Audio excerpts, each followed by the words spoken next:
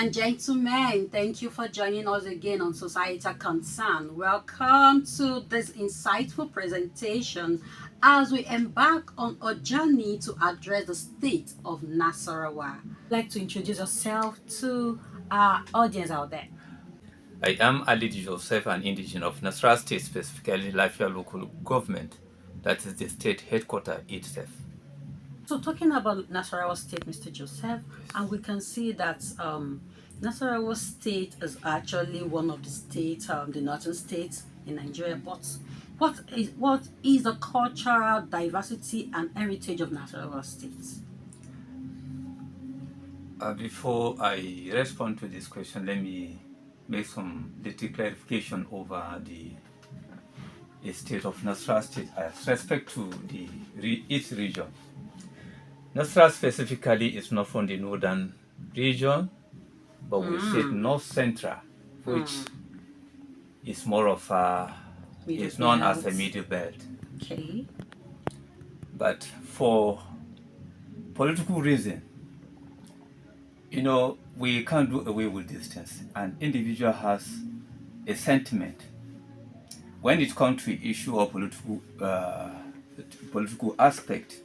The northerners always recognize the middle belt as core northerners. But when it comes to the real aspect of benefiting, the benefit aspect of it, they are put to silent, and that's called for separate agitation for middle belt, which, if we say middle belt, that comprises of Nasarawa State, the Benue State, Plateau State, then Kwara. Okay. These are the four states that are made of The middle belt. middle belt. And the Nasarawa in particular share boundary with the federal capital. Then with in the northeast, Taraba, then Plateau, then at the eastern part, Benue. These are the states, neighboring states that Nasarawa State share. And to respond to your questions, you are trying to know the Cultural diversity diversity and the heritage of Nasarawa State, and how these actually contribute to the state identity. All right, the cultural diversity in Nasarawa State, we have Dava cultures, Dava ethnicity that made of the Nasarawa State. There are other, I think I may concentrate in the major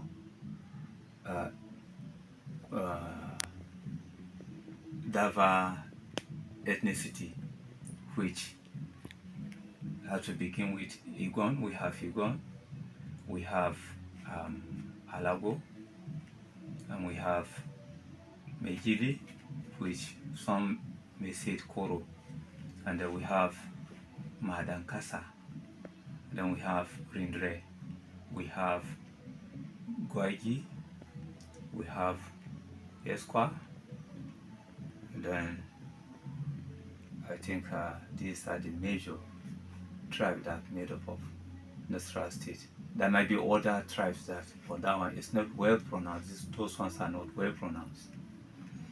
And we then, okay, I think we also have Kanuri. That is the Kambari. When you go to Lafayette, say Mudegarimu. That is how you easily identify them. And in terms of the activities of these people, predominantly most of the State indigenous are farmers and are into business activities. And because of the agricultural, I think another major tribe, I can't forget Tif. Tif is another major tribe that you can't do without them in Nasarawa State, because they contribute a lot to the economic growth of that very state. They are very good in agriculture, and they are committed people that we can't forget about their contribution. What mostly in Nasarawa State, what they normally do for their means as a means of surviving, they are farmers, and they are also into domestic farming. When I say domestic farming, rearing of animals, which is part of the farming activities.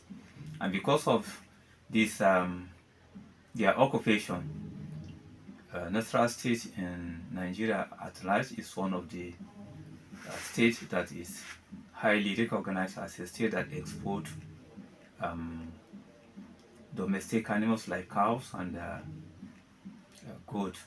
Even from the northern part of country, they bring down their animals to sell at Nasarawa State, and where and most of the eastern people go to Nasarawa and the west go to buy.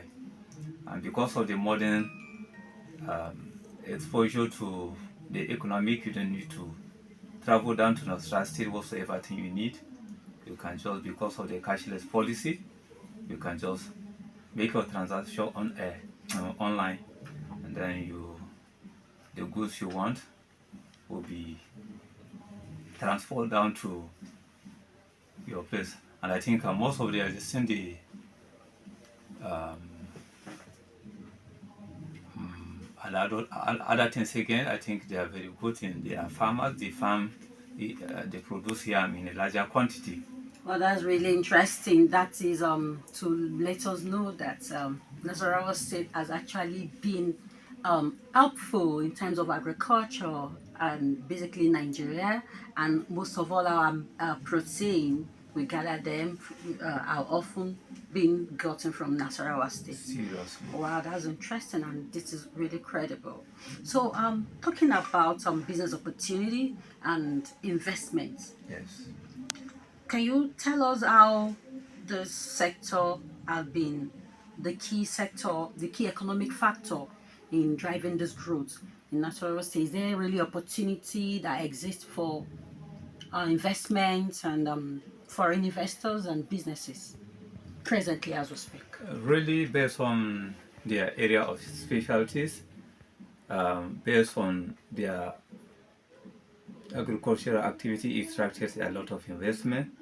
Like they partner with the NGO because the land is good for farming rice and the No. yam, cassava. I think Anastra is one of the largest states that is producing cassava. And you can see cassava itself has some oil that it has a lot of things that has been recognized as a major thing that the country cannot do away without it. There's what we call this ethanol. The cassava contains that oil, Yeah, it's and enough. I think it's very, very essential to. Uh, I think there's one that oil is meant for uh, other to enhance the performance of engine. Then I think it also serves for consumption, and really Chinese and other neighboring states patronize Nasarawa State because of the vast land they have, and because of it's a peaceful environment. There are opportunity for investors to thrive. You know, the first thing that one have to put into consideration, you can't just go and make an investment where there's no peace. I think peace is the major thing you put into consideration, no matter how economical buoyant is such an environment. That is the first thing you put into consideration, security. Okay, so for now, investment have been embraced there in Nasarawa State. The Chinese have been taking advantage of the peaceful environment, and the condition has really been favorable. Favorable. And the food security. You trying to tell us now that we have been having enough food security over the state, and what had been the turn up in terms of exportation, sending out these products to across other states? Really, Nasarawa State is doing a lot, and it has contributed a lot the to combat the policy of food security in Nigeria. Um, and because of the advantage that it shares with this neighboring country in my state, like Taraba, it share boundary with Taraba and Plateau, and these are and Benue. Um, they take advantage of this thing to make a lot of export. And Nasarawa's indigenous, as a in particular, they are hardworking people, and to the extent that because of the hard working, they also intrude into other neighboring country in the state in order to Okay, so expand their let's look business. at the infrastructure. Let's talk about the infrastructure of the state. Because if we are going to be talking about agriculture, talk about that, the culture and all that, I think the infrastructure facilities is of paramount. I'm Yes. talking about telecommunication, talking about road, talking about transportation, talking about all of infrastructure facilities that will ease livelihood. Can you share more, give us more insight into that? How has this issue, how has these natural resources been harnessed for economic development? I think I should appreciate our leaders. We have representatives that are really contributing a lot to the development of that baby state. Let me just put it this way. When in terms of infrastructure, I think we don't have, though we may not completely do away with the challenges of road because you can't meet up demand of individual. But I think the state government and even some senators are doing their best. You can, in fact, I think the whole Nigeria, I think we don't have any senator that work like one of the senators from Nasarawa State. When you go, you see what the project that the young man is embarking upon as if it is state government. He embarked on the constructions of road,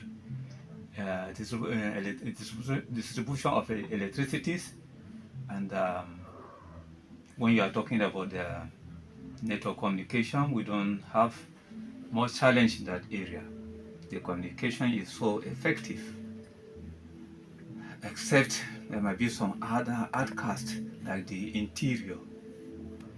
And in terms of water, we don't have any more challenge in respect to the issue of water. I know I water think is life. basically, if we're going to be talking on societal concerns, Yes. we should actually talk about areas that are affected. We should concentrate. We are not trying to look at the beautification, how it's been packaged and all that. The essence is to touch affected areas so that we can call out for attention and see where next improvements could go to, where next the government probably should concentrate or put more attention to this time around. So let's talk about the interior. All right, that is why I'm coming to that. I said we can't do away with some of these challenges, despite what the government are doing. We still have a lot of things. We still need there are still need for um, there are still areas that they need a road because they find it very difficult to in terms of transporting their goods during harvest. So such is highly demanding, and the issue of electricity, in order to disengage the population density in the in city, is to meet up the need of the interiors. And what are their need is electricity, the road, and the water. And we understand that there are a lot of villages that are into having these challenges. And I think if there are opportunity that the non-governmental or organization can as well assist to alleviate some of these constraints that is confronting our community, we will be very grateful. Okay, we are to look now at security. We know the state of security in Nigeria. And let's dive into Nasarawa State and talk about security.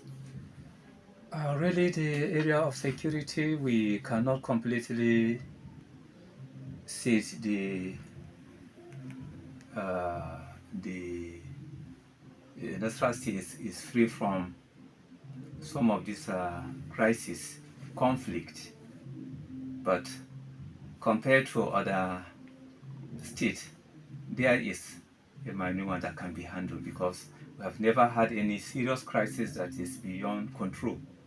And that is why I have given you my word that it's a peaceful state.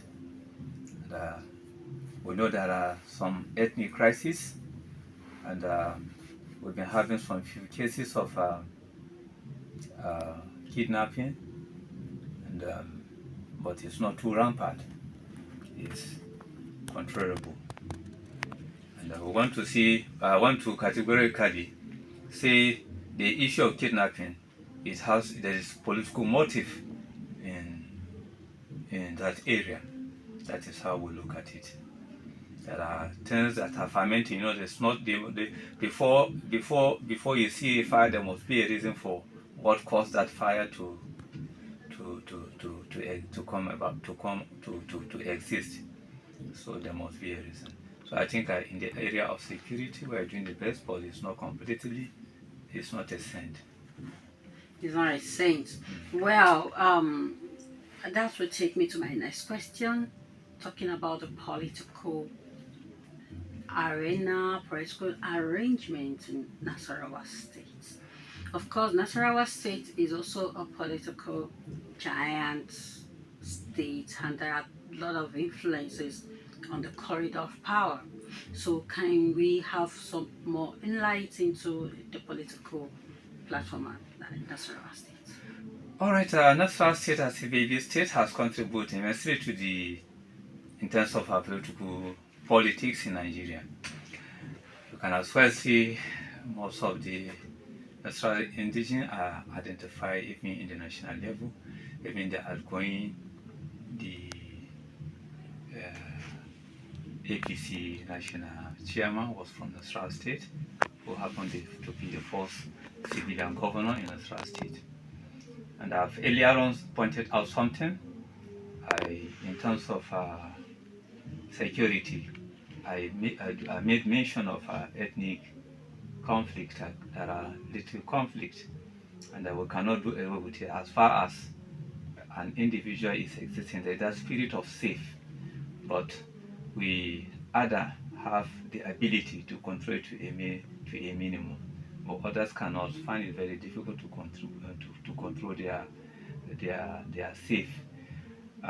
In Oslo State, we've been battling this fear of domination, and that they failed. The majority who happened to be Igbo who dominated the state will take over the leadership whenever the if the become the number if one of them is elected as the number one security of the state. So there's that fear of domination, and goes around people. The political gladiators go around to poison the other ethnic groups to team up against this particular tribe that calls Igon. But notwithstanding, you cannot have the total support of whatsoever evil you conceive to perpetrate against another one. They must have some people that will support no matter how bad you are. You must have some people that are ready to die with you in whatsoever situation you are passing through. And we want to appreciate that even with all the challenges since the civilian government started in 1999, and Igon has never been a governor in that state. And not that they are not winning election, but because of the nature of um, the electoral processes in Nigeria that keep on talking about transparency, but when you come to the reality, the story is different. And but we appreciate God with the effort of the the Nigerian leaders, especially the immediate past with president, with the some of the electronics that were used in this the 2023 election. We saw there are improvement, and that has been it has helped a lot to to dig out some of the manipulation that they used to manipulate this particular group of persons that I told, I just mentioned that they going to have some they were the team up against them. But with the use of the Viva machine after the election, we are hoping that is uh, possibly they are going to rule one of them is going to become the number one citizen.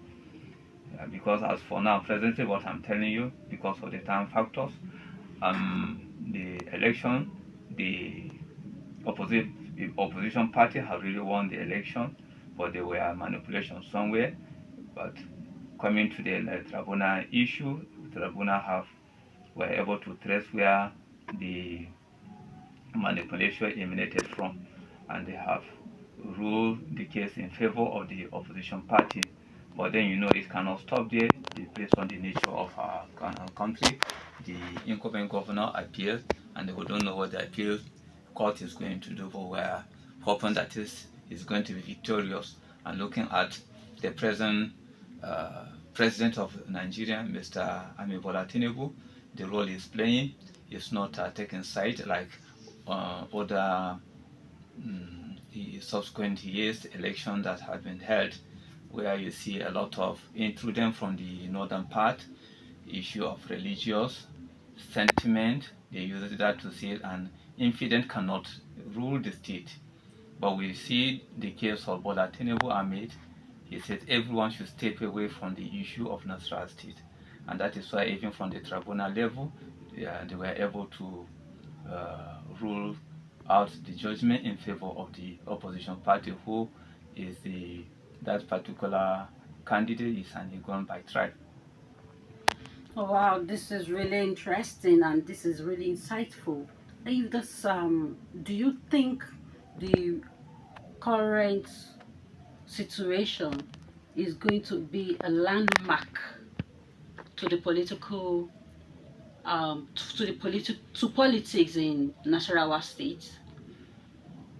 Really, it's going to be a landmark too if the judiciary, as which is seen as the hope of a common man, has really adhered to their ideology. There is going to be a turnaround. The reason being that if you have not done well, you should be rather sure that you will not go in for the second tenure. You may be voted out like this one that has been voted out. Earlier on, it was PDP that was ruling the state, but PDP was voted out, and likewise, PDP is trying to be voted in now, as based on the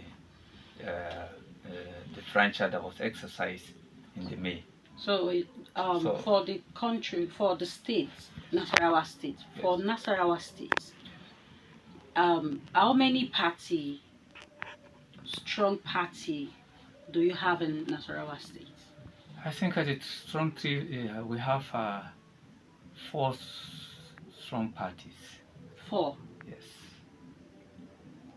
and you may be surprised to hear me say, see, for the other four is have been silent despite they have representative at the national level.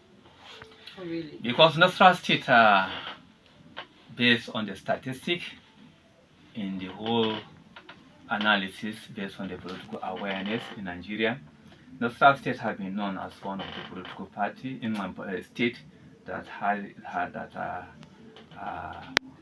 that the high level of awareness. They really have that. There's that awareness. The Nasarawa State doesn't look at which political party you belong to. They vote an individual. You can be in the ruling party, and once if you have been denied the right, most especially during primary election, that is where the manipulation used to take place. They feel this is the candidate, political party feel this is the candidate we want. And once that candidate is forced against the wishes of people, and the candidate, the counter on that political party, you see that his followers will just follow him, even Wow, that prior really, to election. And that that is, is, it was on that basis that Nasarawa State has been known as one of the state that is highly educated when it comes to the issue of election. I can And see, let okay. me also point it out, because most of the representatives we have in Nasarawa State, like the House of Assembly and the House of Reps, who is represented in Nasarawa West, by name Gaza, and with the one representing uh, Nasarawa OB constituencies, and the senator representing Nasarawa North. All of them they were in the ruling APC. Okay, also with the senator representing Nasarawa West, all of them were from APC. But because during the primary, they they force a candidate against the wishes of the masses. These four individual persons, because they have a track record that they fall back to. They come to SDP, and you can. It might surprise you to hear that they won their seat with a wider margin that you cannot even. There's no how you manipulate it, and that is how educative and Nasarawa people when it comes to issue of election. Then followed by the other political party, we have the PDP and um, and the Labour Party. The Labour Party, despite the Labour Party has no structure as people continue to see it, but the Labour Party has surprised the state because when the presidential election, I can tell you that it was the Labour Party that won in that very state because they gave their mandate to the president. And when you come to the governorship, as I've told you earlier, it was the PDP that won there. So that is how Wow, I can it really is in Nasarawa see State. the political knowledge of the states. And if you're going to be comparing the political knowledge with the with education, Western education in Nasarawa State, how will you rate that? Really, Nasarawa State is not left behind when it comes to issue of education, though I think yeah, they are really they are not left behind, but except for some particular tribe, but people that really value education in Nasarawa State, these Igwan people, is one of the things that other tribes are envying them. Then followed by the Alago, then with the other tribes. When you're talking about education, this particular group have dominated almost all the area. But because their effort has been frustrating, but we are looking at this liberation as God begin to liberate us from the hands from this slavery situation, there's going to be a turnaround. More is going to be, we're going to have a, a sound education more than the one we used to have before. Hmm. Oh, well, I would like to round up with this question because I really see that this is quite really revealing and a lot of information, especially when it comes to politics. You can say that Nasarawa states are really taking the lead. But I would definitely want to round up with this question by telling us the most pressing societal concerns and development challenges currently facing this country, the states, Nasarawa. What initiatives have been taken and how has it been addressed so far? In fact, there are a lot of challenges. You know, our youth, we so much have this mentality of white collar job, and everybody know that in Nigeria we have challenges in that area, and Nasarawa is not an exception. And, except that other challenges are more, but that of the Nasarawa state is more boring. The reason being that the type of leader that the state used to produce, you find out that the real indigents are not benefiting the most at times because the state has been governed by the a certain group of people who has no who have not who are not after the progress of the state. They bring in outsiders to take the the share. They even use that to develop other states, like especially the northern part of the country. uh, the area of employment we have serious challenges, and investment such like um, companies who don't we're having challenges in that area, and I think we really need. If you're saying you have challenges in investment and companies, the other time we talk about that, you made us understand that we have investors that have been patronizing the states, especially the Chinese. Are you saying that there will be there's room for more development, more partnership for investment? What partnership for? Is that what you're trying to tell us now? In fact, there's this there's need to break out the monopoly of when it comes to investment. I've just mentioned, I've told you Chinese. You know, if you want to really progress, we are talking about investment, there should be that a break in the monopoly of investing. Okay. So there should be competitors Okay. that you compete. Mm. And when there are competitors, you find out that the cost of production will be less, and the services of the manpower that will be provision of services of manpower Mm. that people will get And more employment. more employment. So that is the area I'm trying to focus on. Okay. Wow, that's interesting, and I think we would need to wrap it up from here by addressing all of the necessities around the beautiful state of Nasarawa. So, what's your signature Nasarawa state? What's your good? So I think I really appreciate all this platform, and I think this will go a long way to bring a change, because we cannot undermine a little beginning, because it may spark as little as this organization pick interest to know what is the challenges confronting this very particular state. We don't know we what God may use through them to bring effects on changes in that very particular state. And where my hope and belief is that whatsoever information that we disseminate for the public consumption, other may take advantage of this to invest in that very particular state, so that we will have an economical growth. That is my message for now. All right, thank you so much. And that is Mr. Alidi Joseph on Societal Concern with me. Mr. Alidi Joseph is a native of Nasarawa State, and he is a psychologist. And I'm so sure you have been enjoying the details he has brought with him all the way from Nasarawa State to share with us the situation, the culture, and also the political terrain that is currently running in the system. But then we need to call it a day. With Nasarawa State today, I am Oluwayomi Oluwapelumi on Societal Concern. Have a lovely day.